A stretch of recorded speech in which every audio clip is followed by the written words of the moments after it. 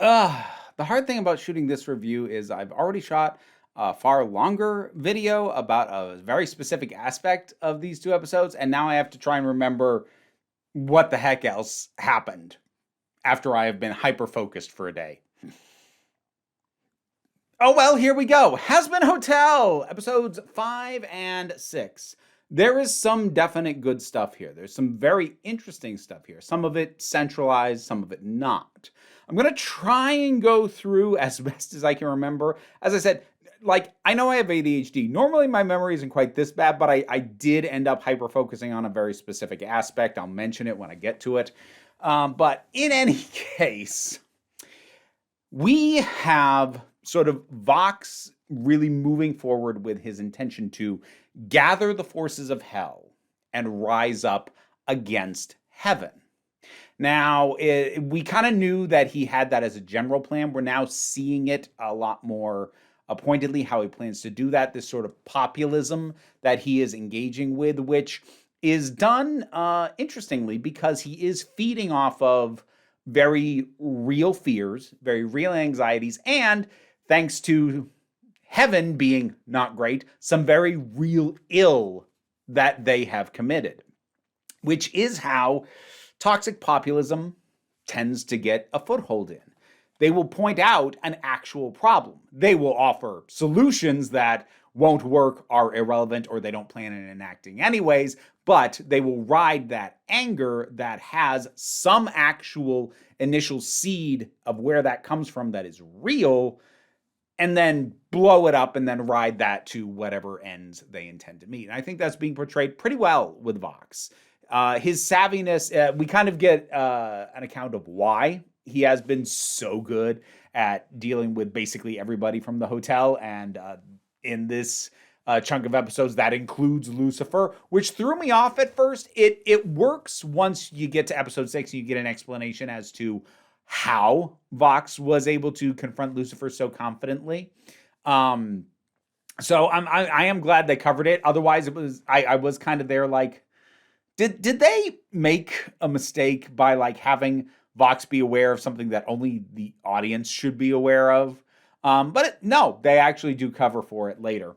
I actually really like the idea that for all his power, Lucifer cannot wield it against the denizens of hell, and that very specifically is an aspect of his punishment. It's nice just being reminded that Lucifer is in hell because he was put there as a punishment, and having that be an aspect of it is actually really neat. This sort of not completely depowered, because we know he has power.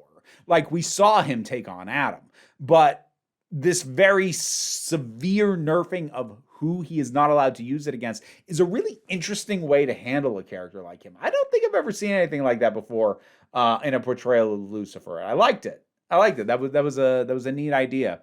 Oh boy, I'm so happy that Vaggie called Charlie on her crap. And while, yes, the two of them ended up acting like literal freaking children, that also didn't last too long. I was afraid that was going to be dragged out until the end of the season and they were going to reconcile in episode 7 or 8, but no. And also, when they have their duet, it's quite sensual.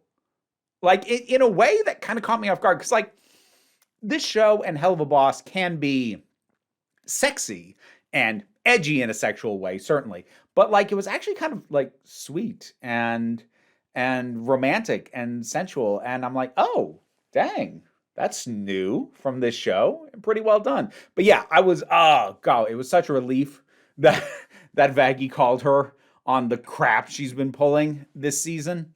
I'm glad somebody finally said it. Husk, like his song.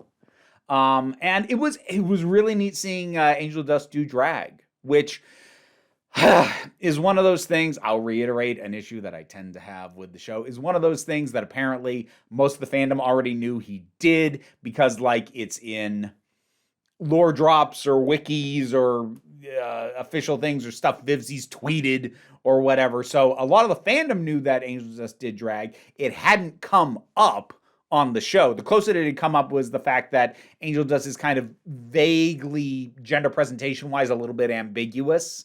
Like that's a thing that's come up before, but flat out drag, like with the wig and everything, that was new, at least to me, as someone who only watches the show. But it was good to see. It was very Jessica Rabbit. Like extreme, like the song itself wasn't quite as slow, slinky jazz. The song was a little bit of its own thing, but the scene was incredibly Jessica Rabbit, right down to the fact that the dress sparkled and he's working his way through the crowd and taunting the audience and pushing them away after teasing them close. I'm like, oh yeah, this is just Angel Dust doing Jessica Rabbit. And you know what? Kind of here for it. And Husk blushed. That was the cutest damn thing I think I've ever seen. That was wonderful. So good. And the Husker Dust shippers are eating incredibly well this season. I'm sure they are very happy. But yeah, I liked all that stuff. And I liked that they had Husk sort of tumbling back down the rabbit hole of his own worst instincts, in his case, excessive drinking and gambling. I like that they did it in the form of a song, and I think that they handled it real well. Plus, Keith David. Yeah.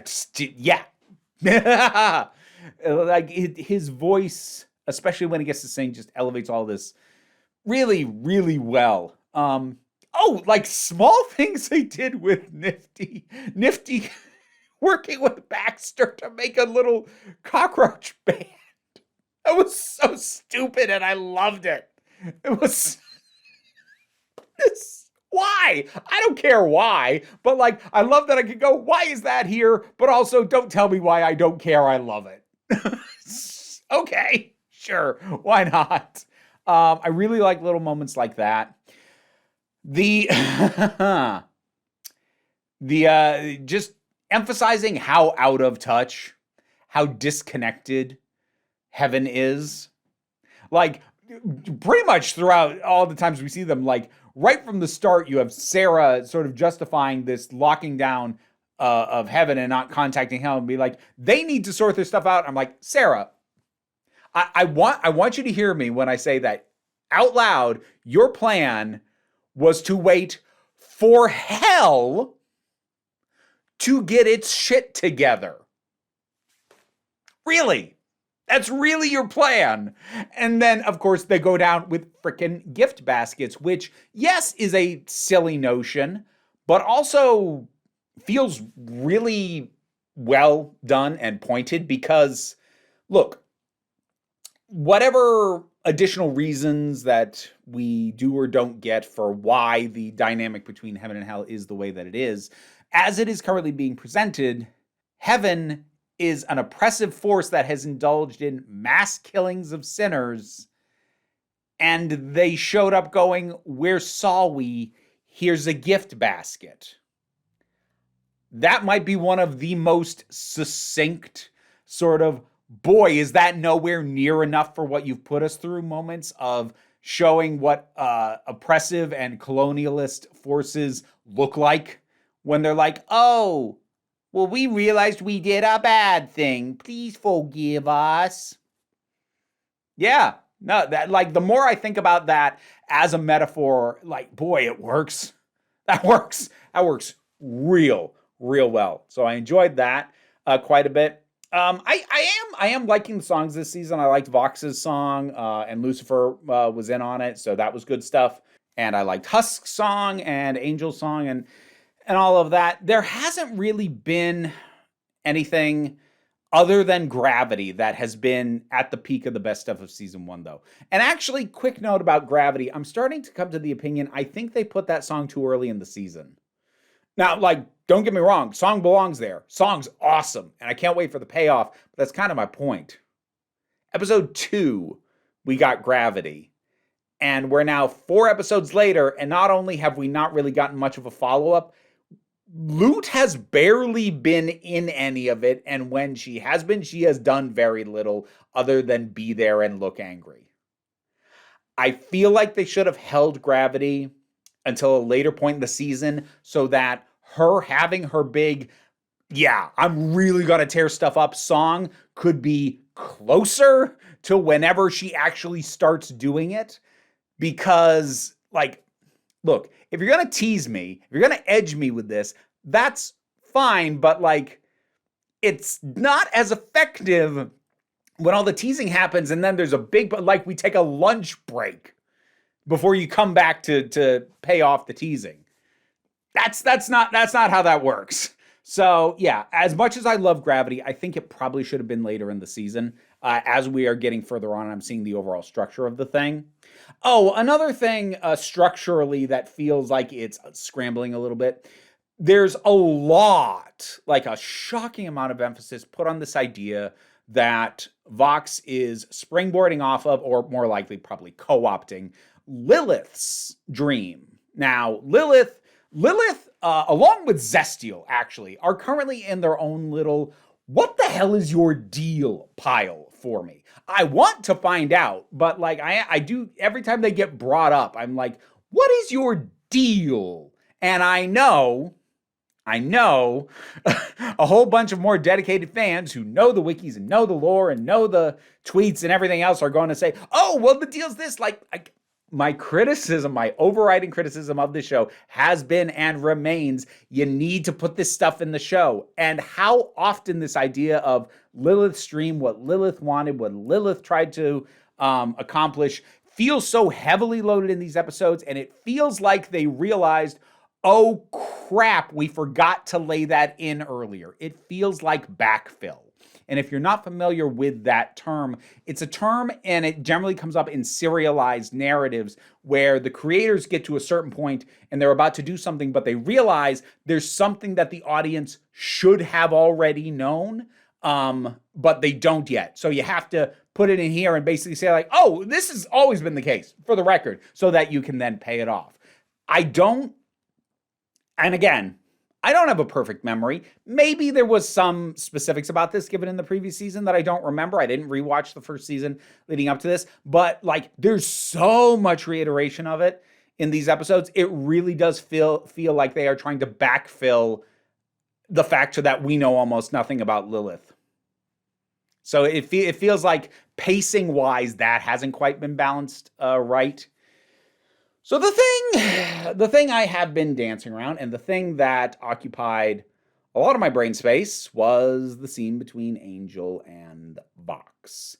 Now, I'm going to have significantly lengthier thoughts that will be up on my main channel on Saturday. But for right now, what I'm going to say is, I think the main purpose of the scene, the notion that Vox has been using Angel as a unwitting spy and that he has been brainwashing Angel to do this is interesting, is effectively delivered. The horror of Angel realizing this, the horror that the audience feels upon realizing that he's probably had this revelation multiple times, but it keeps getting wiped. The fact that Vox's method and mentality for abusing angel dust is not the same as Val's, or at least it wouldn't be if it wasn't for the fact that they have Vox hit him and electrocute him. My issue is I feel that the specific decision to have Vox physically torment angel dust and enjoy doing so, that sits really, really wrong for me. It makes Vox less interesting for one thing, because now he's like Valentino with an extra thing as opposed to feeling very different in terms of how he is handling with angel dust. It also feels like in some ways a bit like the Lilith thing, them trying to pay off something that the show itself hasn't given us, because there's this line from Vox of like, I've wanted to do that for so long when he first hits him. And I'm like, why? We've barely seen these two interact directly. And that feels like it's trying to pay off something that the writers are aware of, but I'm not. And as a result, it feels unjustified, and it feels like, I'm not saying this was what they thought, but it feels like the result of people going, boy, there was a lot of real intense response to when we had Angel get abused last season. let's be sure we abuse him again. And again, like the psychological abuse, I think works because it's different, it's distinct. It is an evolution because it's a different dynamic with a different character. But the fact that you had him hit him, the fact that you had Vox beat him up and electrocute him and enjoy it was just far too reminiscent of Val.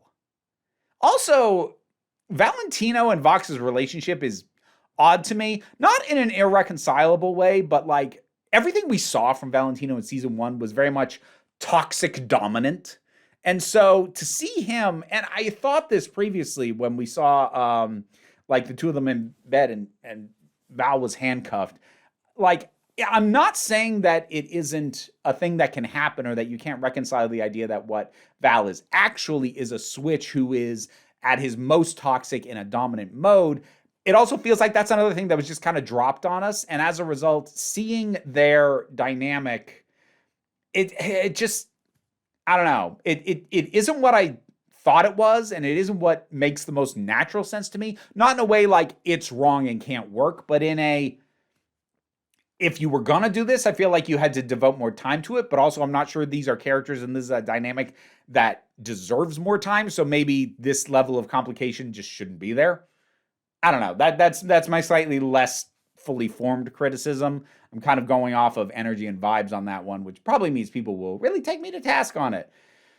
Hey, but yeah, that specific decision to have Vox not only be psychologically abusive to Angel, but physically abusive, that sat badly for me. And again, I'll have much more complete thoughts on that on the main channel, but yeah, that's the short version.